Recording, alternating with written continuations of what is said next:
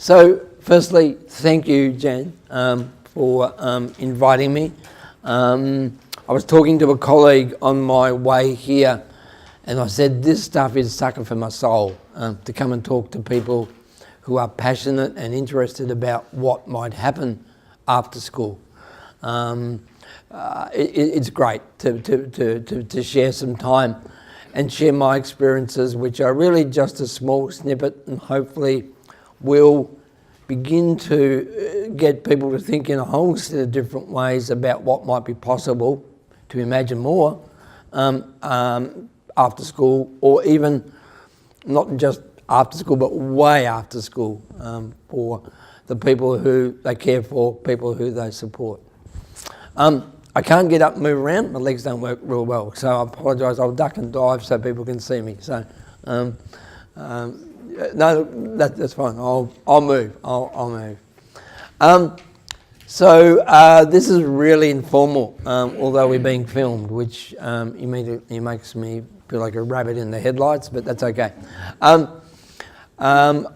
If you have questions throughout the session, stop me. This is about you and you going away with more information than you had when you came here. And I think each person's circumstances are going to be really quite different, and so therefore the questions you need to ask will be really important for you and should be asked.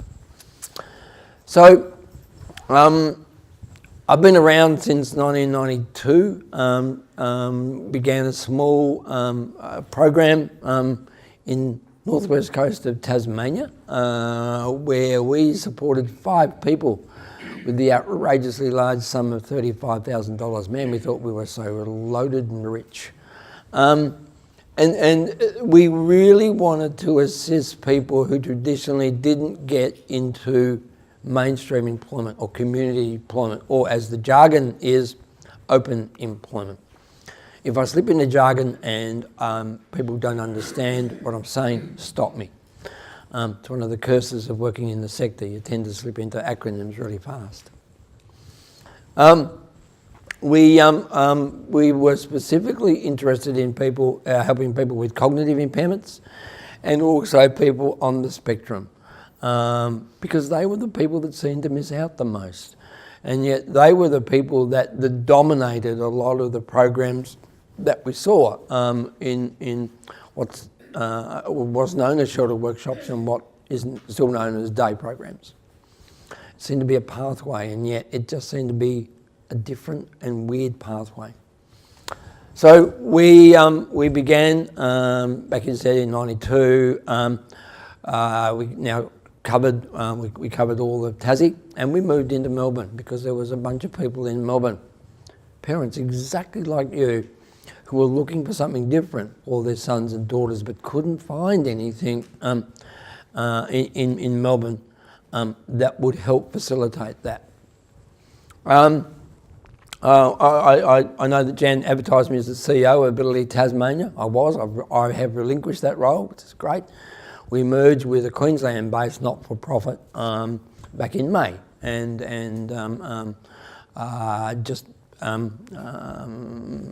for a whole set of circumstances which were primarily around maintaining our service to the people who we had supported, some going back to 1992. I'm now responsible for the NDIS rollout for Epic Assist across the country, so I get to go to places like this and talk about this sort of work, because Epic is interested in assisting the same sort of people. So that's a bit about me. And when I thought about how I could start this tonight, I thought maybe as a framework, a saying that might underpin everything else would be a good way to begin the conversation. And I thought this was a good place to start. This is a great assumption to have and should underpin then everything that we talk about. It's challenging for the service sector because it doesn't do this. And in many senses, our community doesn't do this either. It has a different pathway for some of the people who we'll talk about tonight. And yet, I would love this to be a so what moment. That is, when I put that up, people go, and yeah, that's normal, isn't it? That's what would normally happen for everyone. It doesn't. But I want to give you some hints and some clues and perhaps some suggestions of what we've done over those 20 odd years to help get some people into work. And I'd like to tell this story by telling stories about some individuals. I'd like to tell a story about Clinton's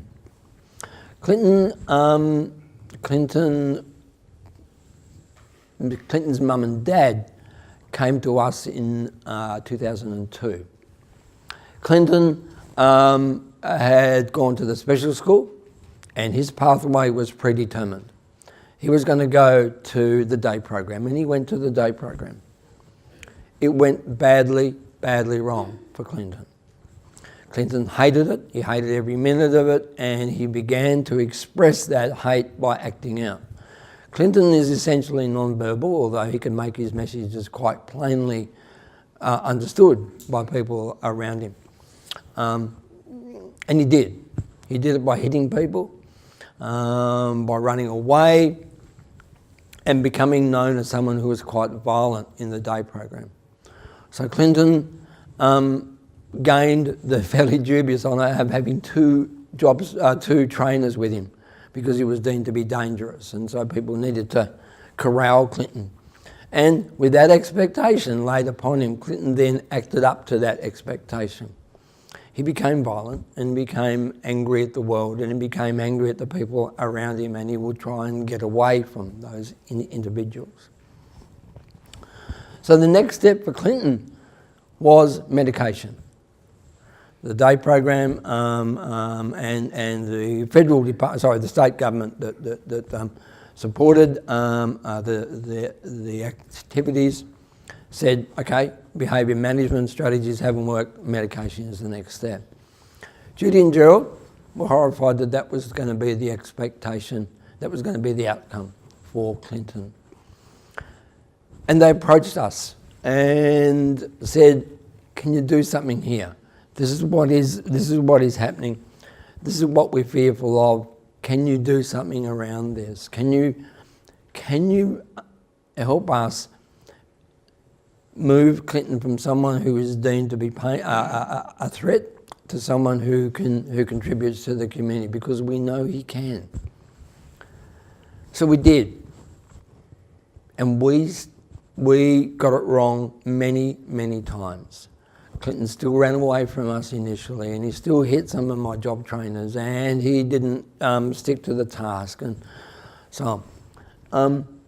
But gradually, as the expectations were placed upon him that work was a normative arrangement, he began to live to those expectations, and so the running away lessened, and the engagement with work increased, and certainly the violence dropped away very quickly. Clinton got a job at Target in the town that he lives in, a place called Burnie on the northwest coast of Tasmania. Way back, gee whiz, 2004, I think, maybe. Took a little while to get him into work. He's still there. He's still working in Target. He has survived a number of restructures, whereas some of his co-workers haven't. And he has changed roles a number of times as Target's processes have changed. They've moved from a warehousing where Clinton was to an arrangement where Clinton is now on the shop floor. Because as the goods come in, they're immediately unpacked and immediately put out. That's a journey that's taken a long time and was sustained not necessarily by us, but by his mum and dad, who really fought for Clinton and what they dreamed was absolutely possible. They still fight for Clinton because they're still concerned that somewhere along the line, Clinton may lose his job. They recognise that Clinton is a very vulnerable member of the Burnie community. and they worry constantly that this might go backwards. So they're there every day fighting Paul Clinton to make sure that he keeps his job. When the manager changes, when the routines change, when his family environments change, when we merged as an organisation and became Epic Assist, they were in there making sure that we were going to live up to what they expected of us. I'll talk about how we got Clinton the job a little later. But I thought Clinton's a really good story to tell because he exemplified this. This is what drives the work, this is what should drive the work for many of the people who we support and the many of the people who you know and love and want to see more happen for. Without the vision and without the passion, all the technical skills mean nothing. You can have a PhD, but if you have no vision of what is possible for the individuals who you are supporting, then it's a worthless PhD. It's not going to affect the change that you need. Gerald and Judy have vision and passion. They would say, but we are just ordinary people. Gerald is an early retired mill worker. Judy has always been a stay-at-home mum. But in terms of the vision and passion that they have, they outstrip anybody that we employ. However, with vision and passion, you've still got to have the technical skills. Having the heart engaged is great, but you need the head doing things as well. So I guess this is where we fit in, along with Clinton's co-workers, making sure that on the job he is supported in a way that means he can sustain his job. It goes back to that first statement where anybody can work with the right support. So we need to work out what is the right support for Clinton. Not too much, not too little, just getting it right. And we also need to talk with the individuals. This is the other critical bit. And please don't think that Clinton and Judy and Gerald's journey was easy. And they had to talk a lot to lots of people to make sure, over those years, to make sure Clinton's job stays in place. To fight the prejudice, to fight the low expectations, and to fight the system is really hard if you're doing it by yourself. So you really need to seek out allies. There's one in the room. If you are thinking about this is an option and everyone's saying to you, no, that's silly, that's crazy, you need to draw allies together to help you do this. So that's a really critical skill. They may be your next door neighbour. They may be the guy that owns the servo down the road. They may be anyone. But as I said, to try and do this by yourself is really hard. I'm going to tell a couple of stories. And because I now live in Melbourne, I've got to do a footy story. So this is Dan. Dan had the same levels of expectation placed upon him as Clinton. We were contacted by Down Syndrome Victoria to say, can you help here? We think we've got this young guy a job, but no one's going to help give him the training and support and give his co-workers the support that they might need to pick up on some of those skills. Dan has an enormous range of skills. He is, as you can see, he's a pretty outgoing sort of guy. He works at the Carlton Footy Club in the retail shop. He's social. He knows football inside out and backwards. He's very neat and organised in what he does. He can get himself from his home in Glen Waverley, if you know Melbourne, which is way out east, right into the CBD and then up to the Carlton Footy Club by himself. An enormous range of skills. And yet this young man was deemed by the employment service system to be unemployable. It took his mum and dad and Down Syndrome Victoria to create a vision of what was possible and then work out how it was going to happen. This man is so unemployable, he's got two jobs. Both of them were really secured by his network. So he works at the Carlton Footy Club and he works at the Glen Waverley, I think it's Woolworths supermarket. So he has got around about 20 hours a week work.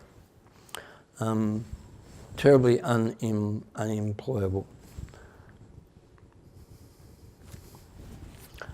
This is a critical bit, and I'm going to come back to it because Dan's mum and dad and Clinton's mum and dad had the vision, but they said, we don't know what to do here. We don't know how to tackle this.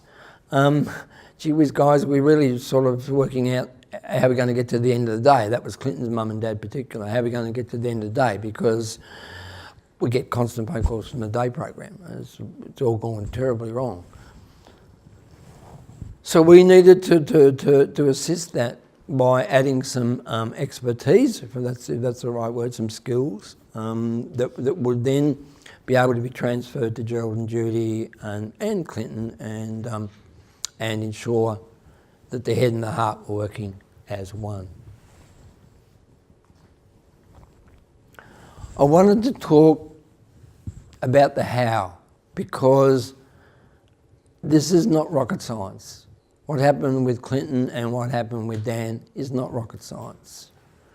It's stuff that, it's work that you could do. That's what Dan's mum and dad did. They got the Coles job and they negotiated with Down Syndrome Victoria to get the job at the Carlton Footy Club. It's really, really tried, true and tested work here. This really bad shot of a man with a really bad moustache goes to show how long, how far back some of this work goes to. When you get a chance, YouTube Mark Gold, M-A-R-C, Gold, G-O-L-L-D. Mark is now died. Unfortunately, he died quite early on of cancer. But in the late 60s and early 70s, he was instrumental in setting up the expectation that people with more significant support needs could work and should work after school. The slide that I put up at the start of work being a natural and expected pathway for individuals with the right support is really encapsulated in Mark's work. He developed a system called Try Another Way. And Try Another Way was the first, or some of the first, clearly articulated manifestation of systematic instruction. The breaking down of tasks and the training of individuals in a systematic way, so the activity was able to be completed. So the story here, the picture that I've taken from the YouTube clip, is of a young woman who has an IQ of immeasurable lowness. I forget what it is, and Mark makes a point, for whatever that means, assembling a bike brake, an old hub bike brake. Now, when you see it, a bike brake is made up of a significant amount of parts. And if you or I had to pack it together, we would probably scratch our heads and go, we don't know how to do this, and does that go there, and so on. This young woman does it. She was living in an institution when that was filmed. And she assembles a bike brake from woe to go. Mark makes the point, the task itself is not critical. What is important is that people understand by the right amount of support and the right type of training, people can do significantly complex tasks despite having the label of significant impairment. From that, a body of work started to grow, and the concept of open employment, work in the community began to develop. And it really started in the States and in Scandinavia. And in the States, some of those old practitioners are still around, developing programs and developing systems that would enhance the capacity of individuals with more significant support needs to find work. So what I'm talking about isn't made up. I haven't just gone, oh, we'll do this and away we go, and it's got no data, but anyway, we'll see we'll see what the outcome is. There is significant empirical evidence that shows that with the right support and training, anyone, regardless of their level of impairment and the economic conditions in their community, can work. Just a note, when you do watch it, go, when he talks about who the people are. He talks in 1970s terminology, so bear that in mind.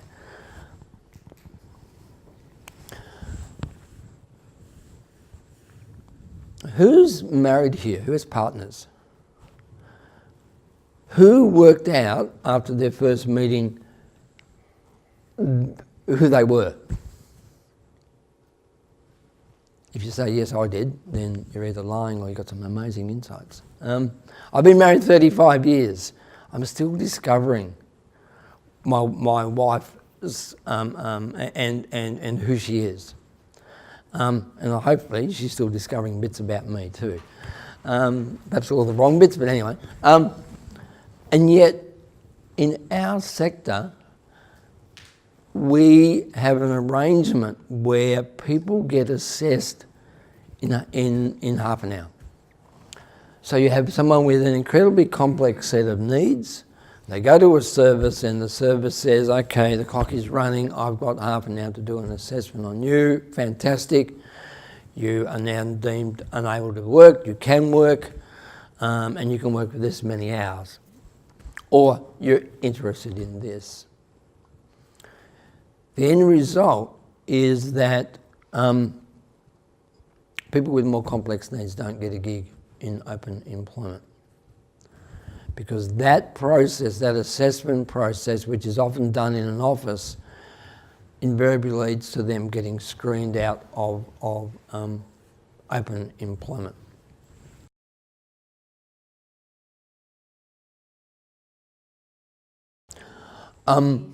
The federal government, which the assessor under the federal government would be a Centrelink assessor.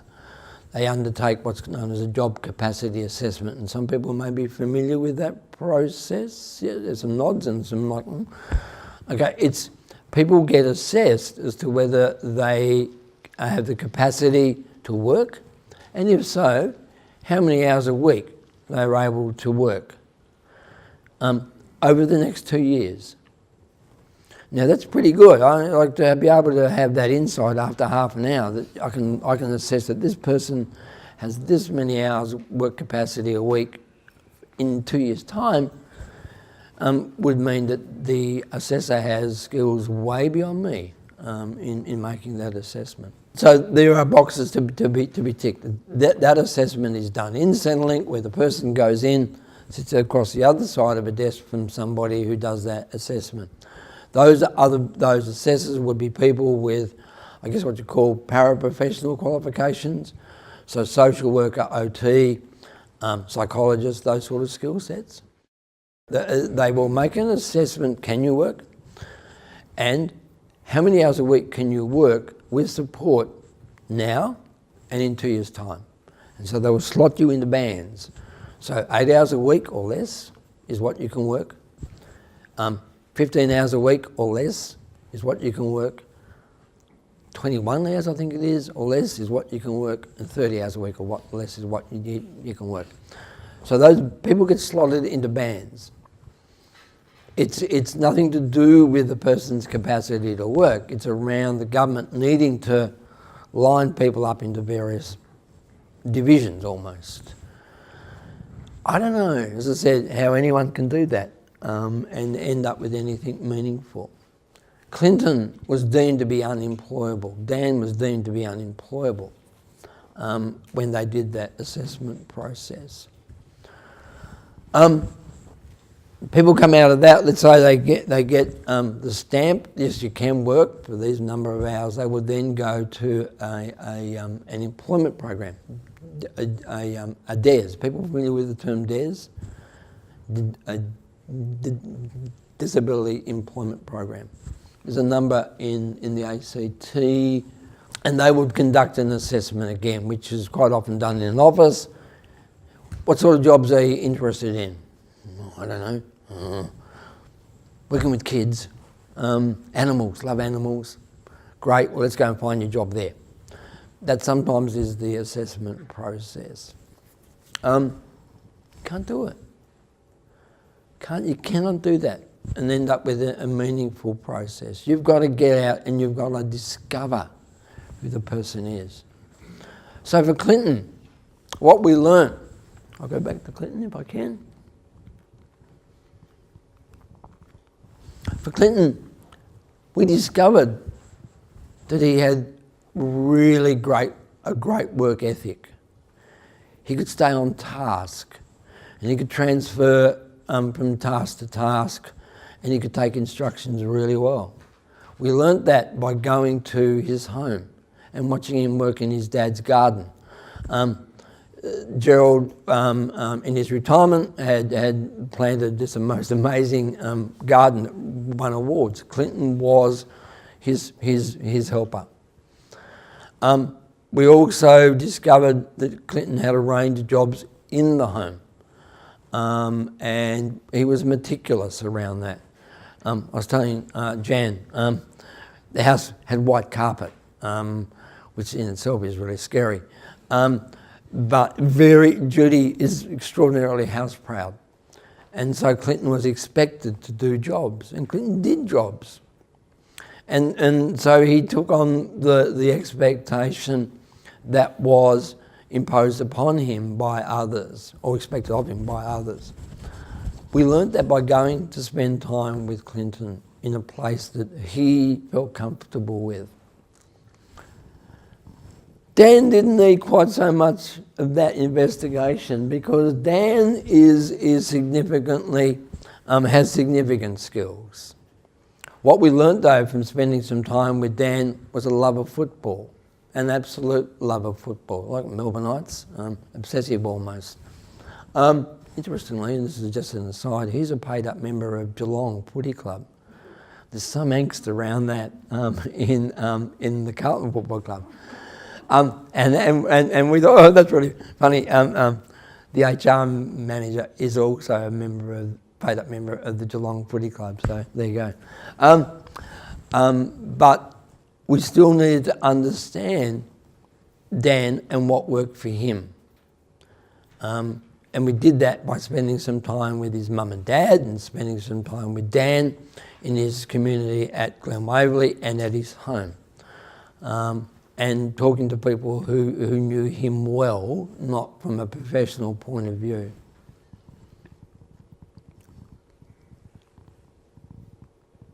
How long did that take?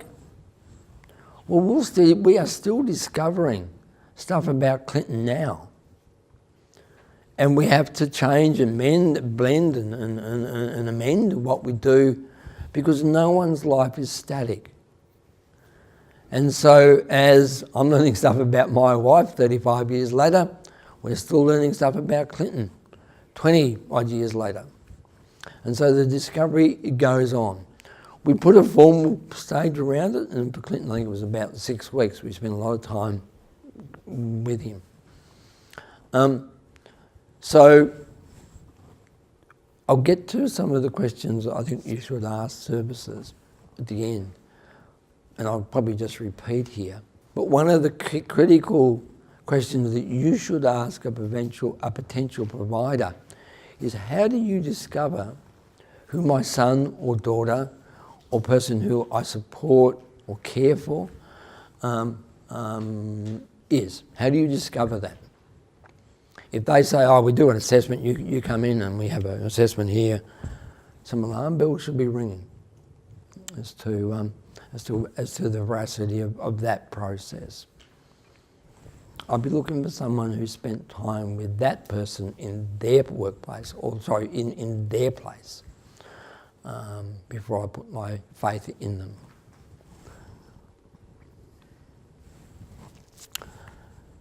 One way that we discover who Jordan is, because it's still ongoing, is to place Jordan in a workplace. We discovered that Jordan really liked the outside, and we discovered that from spending some time with his mum and dad and talking about that, and that he liked gardening. He really quite liked gardening. And so we wanted to test his skills and start to develop his skills by Jordan being in the workplace, where he may potentially get a job. He's still at school. He was still at school when this photograph was taken. And so this was his way of starting the transition from school to work. He's still working on that. We're still getting to understand him. Jordan has significant support needs in our professional diagnosis. And he has some quite complex needs, and we need to understand that really quite well before we can We need to understand that as we begin to build a working life for Jordan.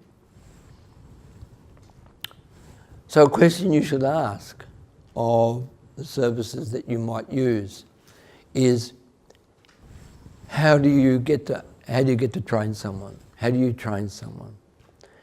If the response is people need to come in and do a job club, I would be cautious around that. That may work for some individuals, but for Jordan it's not going to work.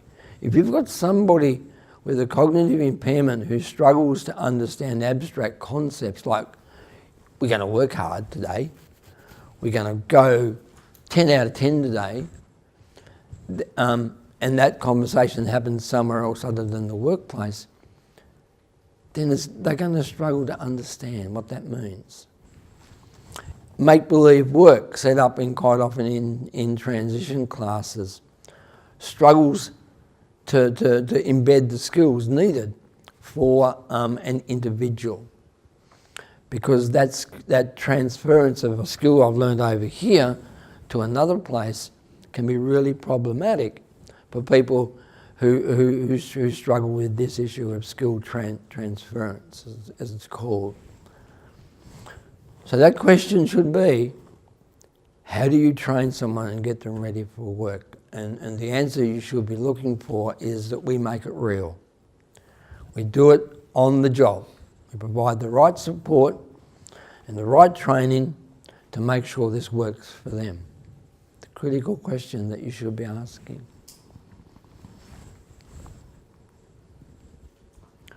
Because this is why employers employ.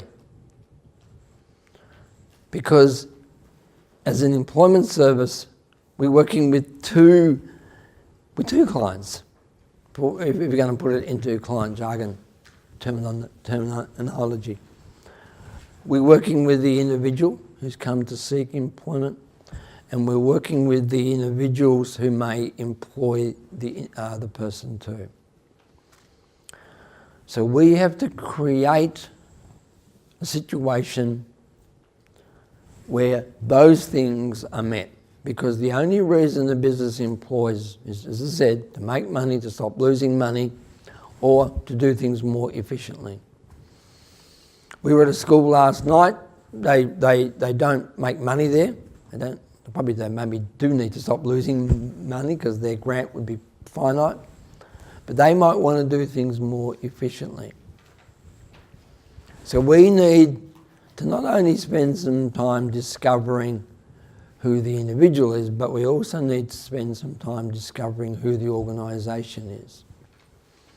And we do that again in a whole bunch of ways, but invariably we do it by walking through their door and saying, tell me what goes on here. And getting a sense of what that workplace is like, looking at the tasks, looking at the environment, looking at the workplace culture, those sort of critical elements that we can build upon.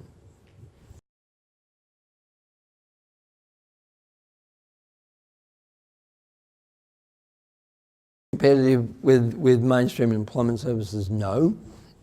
It hasn't moved since 1998, I think. It's still $1,500 for, that's the wage subsidy that an employer would get if they when they employed Clinton. They got $1,500. The wage subsidy for an individual now who is in the mainstream sector, who may have been out of work for a while, is aged, we can now crack up towards $10,000 per person. So if you're going to go in there and try and seal the deal with money, it's not going to work because you're just going to be out-competed by another agency. You've got to go in there and sell this on that premise. You can't do charity. Charity will last until the first bump in the road, and then they'll say, I've done my thing, thanks very much. But yeah, okay, off you go. You've got to make this of commercial value to the organisation that you are trying to secure the work in.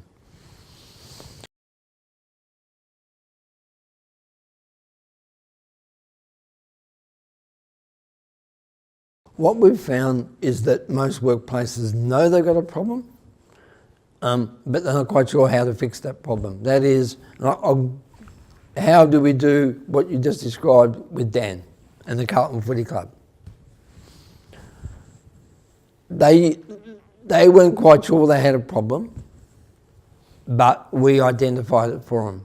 We identified it by going in there and spending some time in the shop. What they had was stuff would come in and need to be unpacked. So the jumpers need to be unpacked and the frame pictures need to be unpacked and so on, and hung up and displayed. They needed to reorganise the sizing again.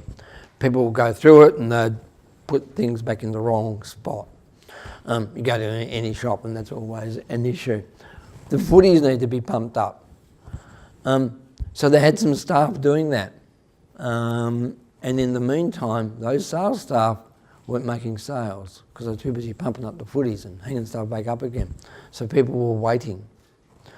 So our pitch to the Carlton Footy Club was, look, we've come in and we can see that, I've forgotten his name, the co-worker with Dan, is spending a lot of time off the counter, off the till, and we've got some people lined up there.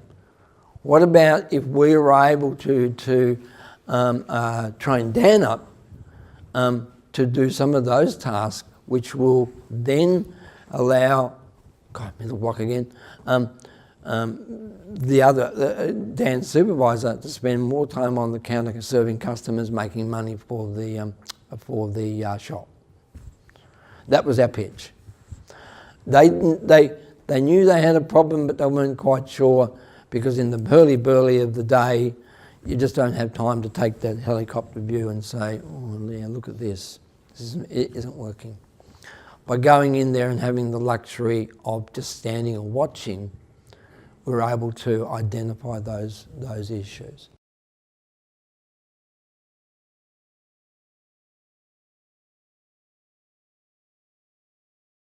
But you tend to pick up themes, and the themes aren't, I don't need to know about the intricacies of the sales system at Carlton Footy Club, but I can understand when there's a blockage to the main activity, which is making sales. It's like when I go into a school, I had a slide here on my previous presentation last night of a young woman who was in a childcare centre. So the pitch was there, I don't know about childcare, and and teaching and the developmental process, but I know you've got highly qualified aides and what do you call it, childcare workers not doing that, and they're filling up paint pots. So you look at the pressure point. Yeah. And sometimes they just stand out. You can identify it quite quickly, and sometimes it's much more subtle and you need to be in there for longer. We're just doing some work with BHP in West Australia. And BHP, great, has a project for people on the spectrum. And so we need to go in there and identify some of the tasks that they can carve off that will suit their particular skills. Now, I know nothing about mine maintenance, which is where this job is going to be located. But by just talking through the process with the individuals, knowing who the participants are that you are supporting, some of those things stand out quite quickly. I'm gonna go back to Clinton because Clinton is warm in my heart, and I know the story well. And Gerald and Judy's journey was as you described, but it's their story, and I'm really conscious. I'm extraordinarily conscious that people have fought the most amazing battles and are running out of puff, if they haven't already run out of puff. And I can understand why somebody would say, look, I have a choice. I can continue to fight for open employment, or I can choose a 5-day-a-week day program, and I know it's not the best, but I need a break. I can understand that. And I think that is where my sector has let that group of parents down, because the support that we should be providing when part of the team has run out of puff quite often isn't there. I talked about collaboration. I think that what you just talked about exemplifies the need for us to help individuals, families, when they are running out of puff, because it's just too damn hard to do this stuff by yourself.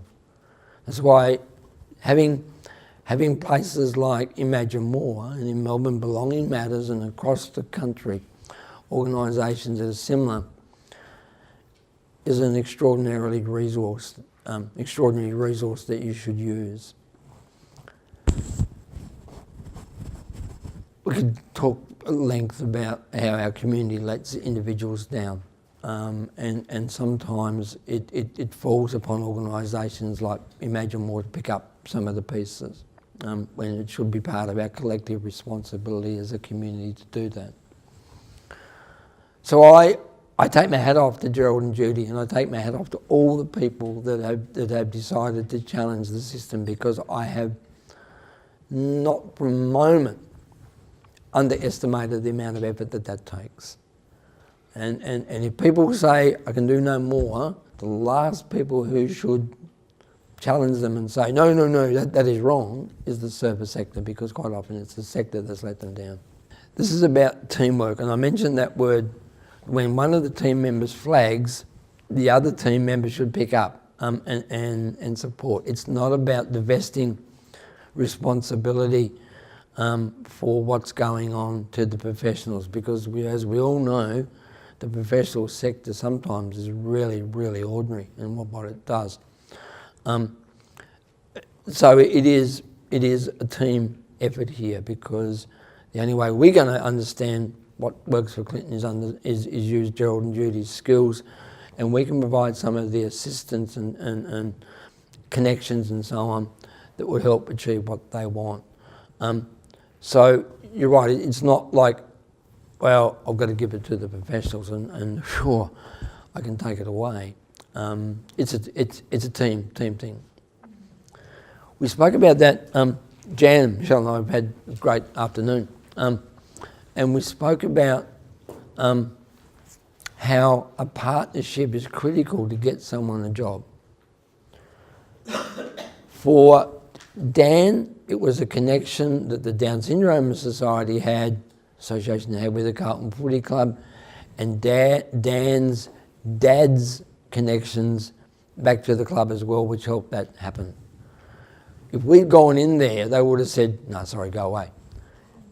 But to use the family and the family connections is really critical, which is great. I'll give you time to think, because I don't want to give a glib answer here, a quick, surefire answer, because each of these circumstances will be really different. Because we've supported a number of individuals whose families have left them or are totally isolated. There's got a picture of a guy I'm about to show down the track where that was the case, that his connections to the community were so negative because he belonged to a family that was totally isolated and ostracised in his local town. So we had to do a lot of that work ourselves then as the provider, because some of those supports weren't around at that time. Doesn't mean that was the way it was always going to, doesn't mean that's the way it's going to be, and is not for this man I'll show later. But initially, what we needed to do was understand who he was, and then we had to take the burden on of going and looking with employers and talking to employers and saying what goes on here, tell us about your job, and then match. We did that. It takes a bit longer sometimes, because I know in Canberra you would work off connections. Who knows what? It's the same in Melbourne, and it's the same in Sydney, and it's the same in the town that Clinton lives in. So it sometimes becomes a bit more problematic, a bit more difficult. But it doesn't mean it can't be done. It's with that right support and that right amount of effort by the agency, you can draw the connections. So we talked about some of the challenges that families face getting through the day, let alone thinking about what's going to happen next year or in 5 years' time. The vision is, whew, I've made it to another day. That's great, and we should recognise that as a valid response when you're left there by yourselves. So, employment, and where does that all fit in?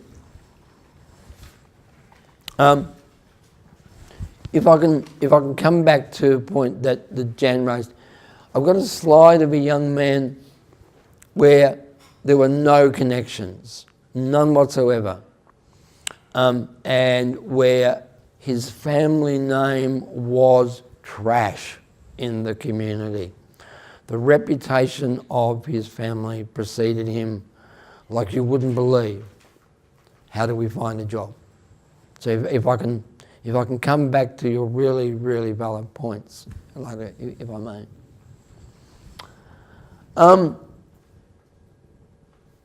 This is the resume most individuals with significant support needs end up with. When they come out of school or they want to engage in the world of work, all too often, this is the resume that we are asked to present to an employer. I'm going to ask a rhetorical question, because I think I know what you would respond with, is, and what would an employer think about the skills and capacity of somebody who fronted up with a resume like that? Not very high. It's a charity job. It's a charity, yeah, exactly. Because despite what may have happened in the Shuttle Workshop, although I suspect we know what did, despite what happened in the Cert 1 TAFE college, TAFE course, and despite what may have happened at the special school, our community has a very clear understanding of what it thinks goes on there. Despite all the publicity, despite what you may know, our community has a clear vision of the programs and the resources and the institutions that support people with more significant levels of impairment. And they would take this up as a charity case at best, or they would say, oh, no, sorry, thanks, we are full, we're not hiring. What if you ended up with a resume that looked like that? That by engagement in the workforce throughout your school career and post your school career, you had those things to write on your resume. Businesses understand what filing, greeting customers, operation of the photocopier means. They can relate to that. And so the pitch, the sell that you're able to do is much easier because they can relate to it. Small town, big town, doesn't matter. If you've got a referee that looks like this, fellow employers are probably going to recognise them. They might go to Rotary with them. They might belong to the Chamber of Commerce, or they just might know them. And they may draw the inference, if that prestige legal firm took someone on and it worked okay, then maybe I can do it too.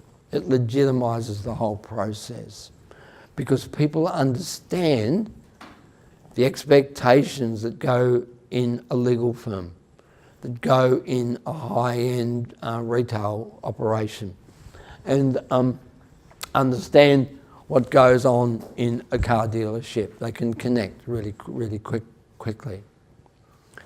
So that should be the goal of the organisation that you approach to support your son or daughter or person who you care for.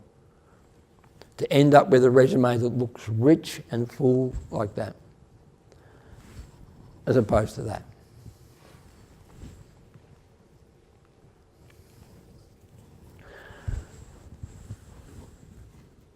I want to talk for a bit, if I may, around job carving. This is Leif. Leif, as you can tell, is an incredibly charming young man with a highly refined sense of dress and style. He's also a man that engages people with enthusiasm. He's really good at methodical tasks and tasks that just require lots of repetition. He came from the United States. His mum and dad lobbed into town, and Leif was a bit of a rarity in his town of Ulverston because he was from another country. Tassie is incredibly monocultural, and so he was a real novelty. Or his family were too. He had minimal connections to the community, and so we had to do a sell based on what we knew of Leif. And so we spent some time with Leif getting to understand him. Understand him, yeah. We spent some time on his mum and dad's farm. His mum was a doctor. And Dad, Woodrow, came from a ranch, and so he had another farm in Tassie, horses, great with horses. And so we saw Leif in that environment. If I look at the things that were recorded as negatives for Leif, they could be quite significant. In fact, they were so significant, he was denied citizenship of Australia because he was deemed to be going to be a burden on the community. So his mum and dad got citizenship, he didn't. Because he was deemed to be to have a significant intellectual impairment, he was deemed to be subject to all sorts of health issues, he was deemed to be someone who would require support for all his life. You could add some others. He's essentially non-verbal. He's really hard to understand. You have to really pick it up. Tie up that with a strong American accent from Montana, it becomes really, really challenging. His literacy level is survival at best. Can't add up. A whole raft of things that were presented as barriers for Leif. So when we went to work out where Leif might fit in, what we needed to do was the discovery process again with Leif, but also the business. In this case, the Central Primary School in Ulverston. What we noted was that a library assistant does a whole bucket of tasks, and there's a position description that defines what a library assistant does. Well, Leif couldn't do that, and so if we went in there and said, give Leif a job as a library assistant, we're setting him up to fail, and they'll probably say no anyway. We had to carve some tasks off that Leif could do from this position called library assistant, and create a new position, a Leif position. And so Leif, we identified, as I said, Leif likes methodical work. And so we said, look, we noticed that kids come in and there's a big stack of books there, and you're flat out trying to get the books back on the shelf. The kids are running amok in the library. You don't have time to do the work you need to do as a librarian, as a library assistant. How about Leif does that task? He scans the books back in. We also noticed that that some of your books aren't getting back onto the shelf in quick enough time. Well, Leif doesn't understand the Dewey Decimal System, but who does? But there were areas that he could take the books to, and so the librarian didn't need to get all the books together, put them in the bin, and then take them to the area. They were already there. Saved them time, got them able to do more duties more effectively. Remember that third element? We're not trying to make money here, but we're trying to do things more efficiently. That was the pitch. I'm going to come back to this point because I think it's a really valid point. Leif has a mum who's a doctor and dad who's a rancher, very articulate people, but they knew no one in their community.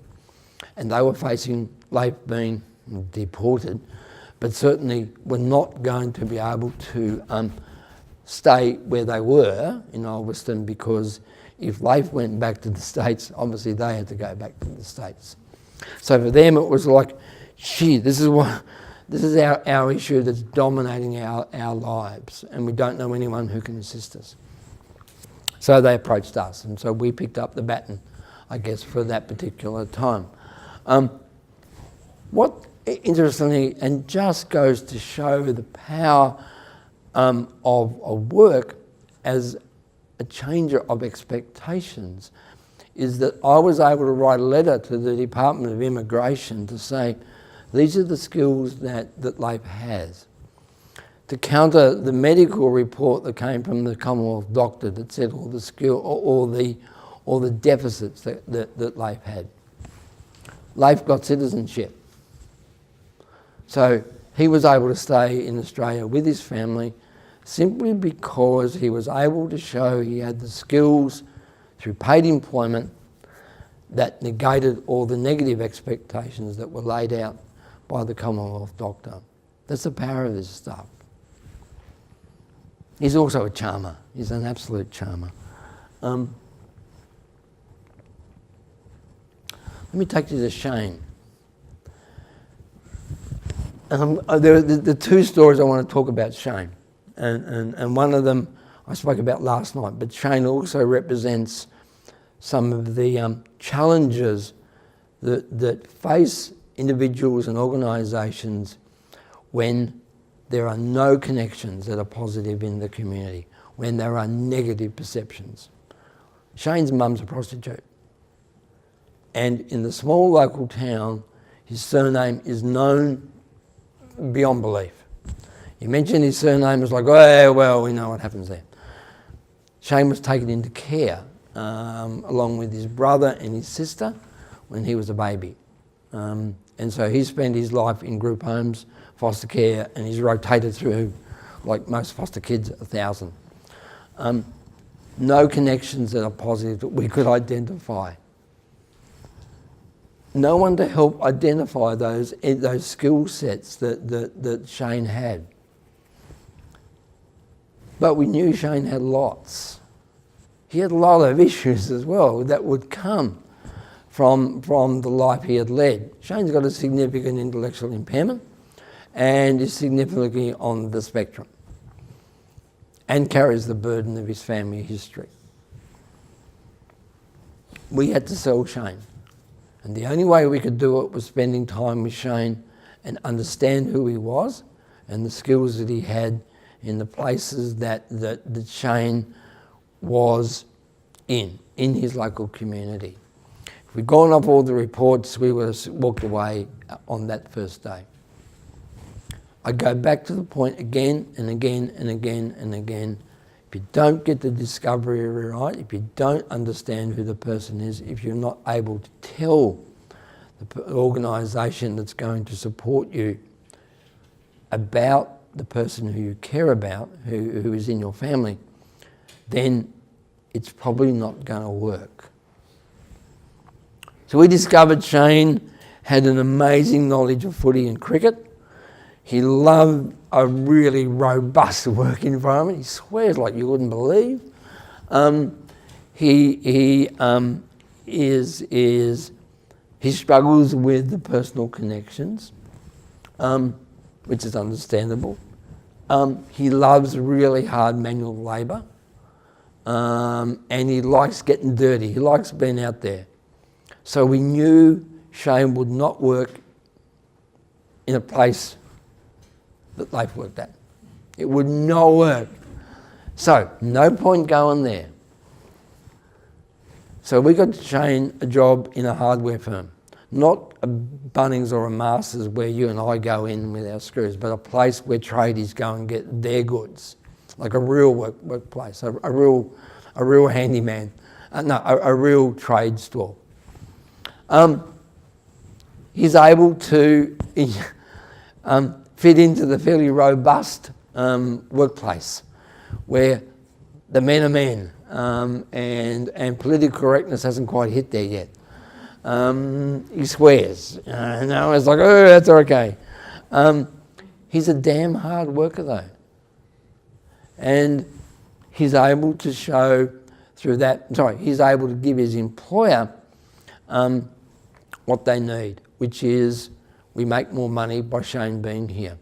So what Shane's job is, the guys come in, the tradies come in and say, I want 15 lengths of 100 mil by 50, cut it off, dock it to length, and it sits there. And Shane's job is to pack it back into the shelves again, clean up the offcuts, allows the other salespeople to make more sales because they can then tend to the next customer that's coming through the door. I also tell the story of Shane to show that if you're going to do this, if you're going to commit to supporting somebody, you need to be there for the long haul. You can't get to 26 weeks of work, which is what many of the disability employment services do, and say, all right, job done, move on. Shane, as I said, loves cricket and footy. He got a workmate who came in, new workmate, and really, I could use some words to describe the workmate, not a nice guy. He knew about Shane, he knew about Shane's history, he knew Shane's family, and he was just a really offensive guy. And he riled Shane up, something shocking, at the lunch table. Shane bopped him, which is normally a way to get yourself sacked instantaneously. So we had to be back in there again, providing the support the advocacy and the negotiating for Shane to keep his job. He's still got his job. And at some point, we'll need to be back in there again when something else happens, when there's a change in routine. Or Bunnings finally overtake this small place and they shut it down. We need to find something else. So if you're going to do this as a provider, I'll tell myself this, you've got to be there for the long haul. So one of the key questions you should ask a potential service provider as you think about work is, how long do you support people? And when they say, oh, we support them for as long as we need to, you should say, so show me the evidence of that. What is the data that says that you stick around for as long as needed? That's a really critical question. Serviceland is really good at applying, I was going to use the word bullshit, but that's probably inappropriate, but I will. They are really good at manufacturing evidence and data. Quiz them, it's critical.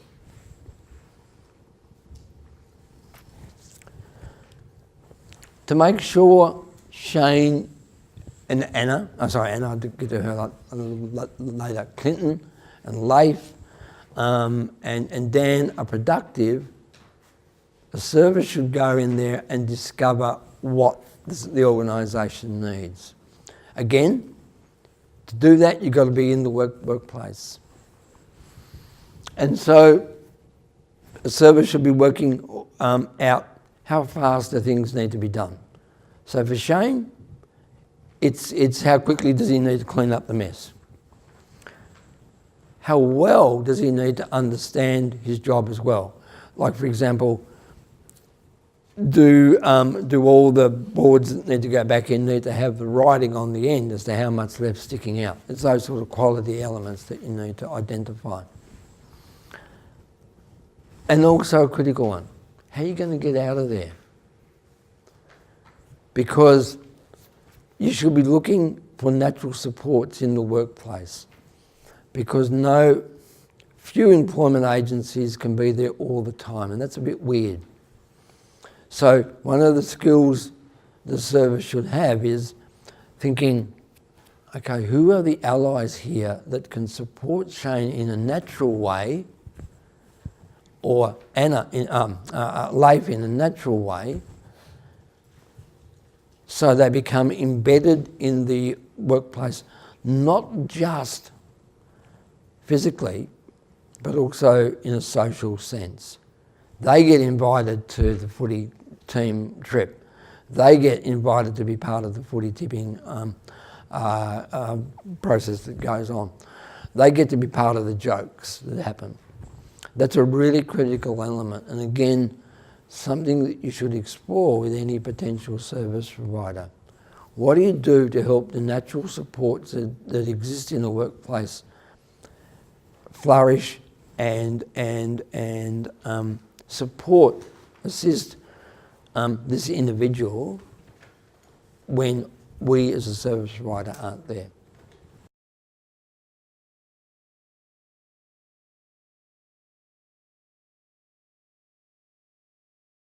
What sort of feedback do we get from other employers as to how we've saved them money? Yeah, Is that what do they get out of it? What do they get out of it?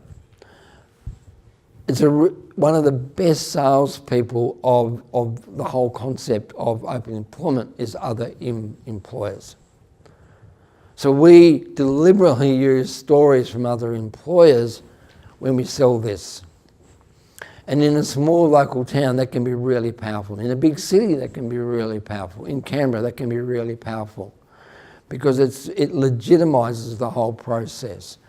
I'm a service worker. Oh God, you know what service workers are like, all bleeding hearts, no sense of the real world. I go and pitch the story and it doesn't resonate with the same element of truth and honesty as when another employer says, or we quote, this really works for me, it saved me a truckload of money, or we got things done so much better. That's a really powerful message. With the best will in the world, Imagine More is going to struggle with that the same as I will, because it's like, oh yeah, we know about you guys. Heart on the sleeve, but but nothing in the head. It's that sort of conversation. A hard-nosed businessman knows what the game is. To pitch that is really good.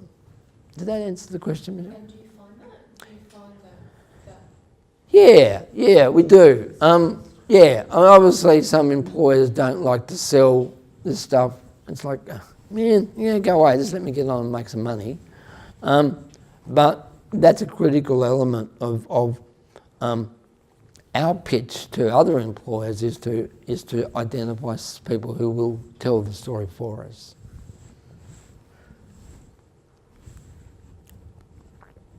I talked about this before with Shane. This is Anna. Anna lived in the small town I lived in, Penguin, on the northwest coast of Tassie. Town of about 3,000 people, so pretty small. Her mum, Susan, got some pretty major firsts up. Anna was the first person with Down syndrome in Penguin that went to the local kindergarten. First person with Down syndrome that went to primary school. First person in Penguin with Down syndrome that went to high school. And first person in area that went to the senior secondary college. Tassie has the same system as you guys, where 11 and 12 is done in a separate college. So Susan, quite rightly, having thought all that way, thought, well, work. It's what Anna's two sisters do. Claire and Gemma work, so surely Susan would work too. Anna would work too. And so Anna worked with us for a while. She hated it. She thought she liked admin, but hated it with a passion. And so we found her a job at the local primary school. That was 2002. She's still there. Sometimes we need to be well away. We don't need to worry about things. Other times we need to be front and centre with Anna, providing some support to her co-workers, because Anna sometimes gets a little bit lost in her job, which is a library assistant. Sometimes she forgets that she's not there with the kids. She's actually got a paid job to do, and so she needs some redirection. And sometimes that's more than what you would expect of an employer to do. So we're back there for that. Anna has also been at this workplace now for 11 years. I'm really bad at maths. So 11, 12, 13 years. And she's thinking about something else. And hey, who stayed in one job in this room, stayed in their first job? I suspect not many of us would still be in the same job we had when we left school. Anna's no different. She has career aspirations. And so one of the critical things that you should be asking the service provider is, how do you go about developing a career pathway here? Am I just going to be plonked at KFC and left? Or can I really expect you to be doing something quite different around developing a better job in a different environment, or a better job in this place? That's a really critical question to ask. Anna is connected to her church, and so she wants to do some work with her church. So we're exploring that now with the church. It may or may not pay off. It may or may not work out, rather. But we need to be in there and testing that stuff.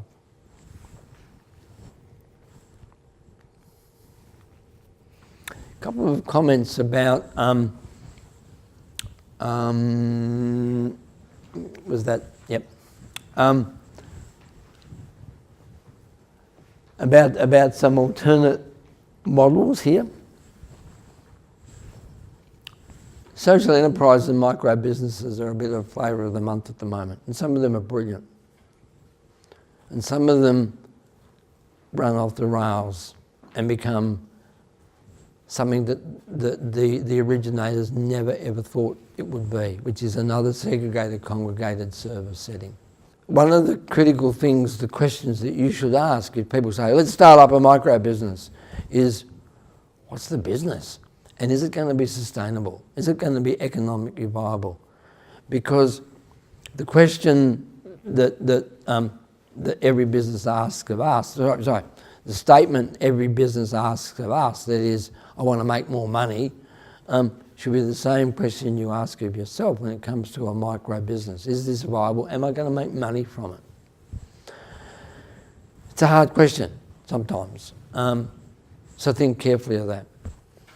Think carefully too if the micro business or the social enterprise starts and then another person with an impairment comes along, and then another person with an impairment joins, and then another person with impairment joins. Because all of a sudden, you may have a micro shelter workshop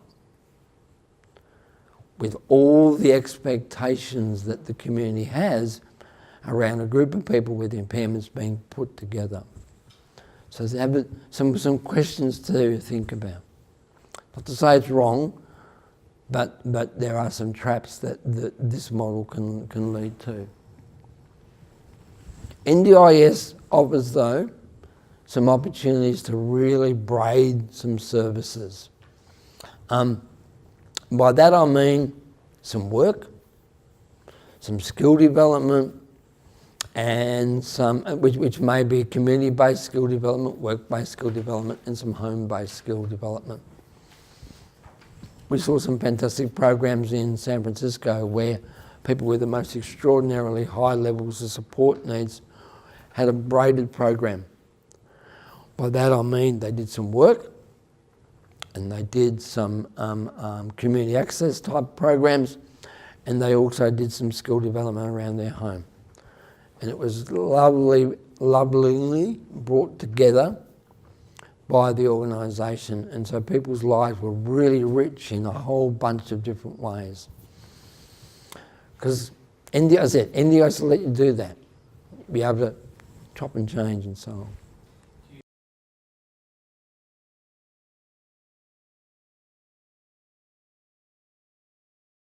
It's much more complex. It's much easier when things are siloed. But NDIS has been here, for 3 years now? Yeah, okay, yeah. Same in Tassie. I think we were, Tassie and ACT and Bowen and Hunter were part of the original rollout sites. And so we've done that. We've braided some programs together. One of the skills that I'm trying to think of somebody in, I'm thinking of someone in Hobart. They needed some skills around budgeting, and they needed some skills around travel training, and they needed to get a job. So we were able to do that with the NDIS funding. We were braiding that program together, and it was articulated in their service plan. The NDIS and us and them helped set up when we came back for the first review, once we got to know what the person was interested in achieving. So the question was, do you need a service agreement or funding package that allows you to join the various bits together? Is it possible without that? It is, but it's significantly harder. If you can work with the NDIS planner, in this case, to give you those respective funding under those respective what's called registration groups now, that makes life significantly easier than if you have to try and poach it from somewhere else. Yeah. So the questions were, and I'll paraphrase and please expand if I don't get it right. So the questions were, if you self-manage, is that relatively simple? The other question that flowed from that was, yes, but how do I start my first plan? Where do you start from? And then the following question was, but does community access become the dominant program? I've got a slide that shows that yes, it does, which is horrific.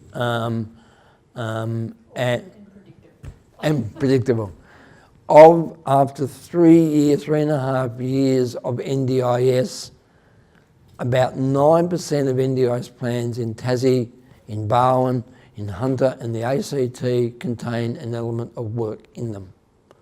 They are overwhelmingly funding day programs or day type community access programs. Why?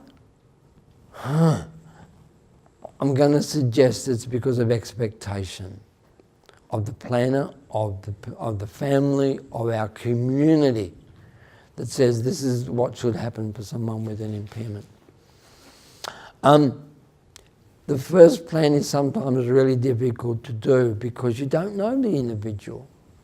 And so all you can do is do like a holding program to start with while you discover who this person is. That's the critical bit. To understand how you can braid a set of programs together, firstly you have to understand who the person is and what they want to do. And that's really hard to get that all sorted in day one. And so I'm slipping into service jargon type stuff here, but NDIS might mean that the first plan you get is pretty bog standard and maybe pretty horrific in terms of its developmental process, but it should be seen as a starting point that will allow you time to get to know the individual so you can build a richer set of activities which may or may not be funded through the NDIS. Did that answer the question in some way? We've talked about this. I'll try to weave it into the conversation. But you need to ask your provider that you choose a set of questions. And those questions we talked about. Don't accept what they just tell you. Don't accept what the website says. Always go back and ask and ask. You might want to get this book. It's coming to Michelle. Oh, you have it. There you go. Okay. So this is the how-to. And it is really, really easy to read. It's not... you don't need to be a rocket scientist to understand this stuff. I do. And I need this stuff to be pretty simple for me to get my head around. So if you want to know about job carving, about job customisation, about discovery, this is a really good book to explain the how-to. Fish Pond, Amazon, any of the book places have it. That's me. Feel free to contact me. I'm not doing a sales pitch. Mind you, Epic is coming into ACT, so I've got to squeeze that bit in. Otherwise, my CEO would be horrified that I didn't. But I can send you the notes too. If you have your email address with us, I can send you the notes, and I've written notes myself, so I can put those together and send you those as well, if that's helpful. Yep. And of course, we've videoed it, so it will be up on our website as soon as Oliver edits it. The stories I'm told are just the stories for those individuals. And the conversations you would have with other providers and other people like Jan and Imagine More will be different. And so I really want to. I don't want you to leave here tonight thinking, well, that's the cookie cutter I need to stick into what goes on for my son or daughter or the person who I'm supporting, because each journey will be really different, as it is for each of those individuals that I've shown tonight. When I can organise let me back up. I'm really conscious that this is not a sales pitch. We want to focus on employment, and so our game in the ACT will be around employment preparation and then looking at assisting people to gain and maintain work. We will be looking something at the start of New Year to do that. Yeah. So you will be coming to the ACT next year? Yeah, yeah. Early next year is our plan to do that. Yeah, yeah. But it's critical that you talk to people who may be able to do this anyway.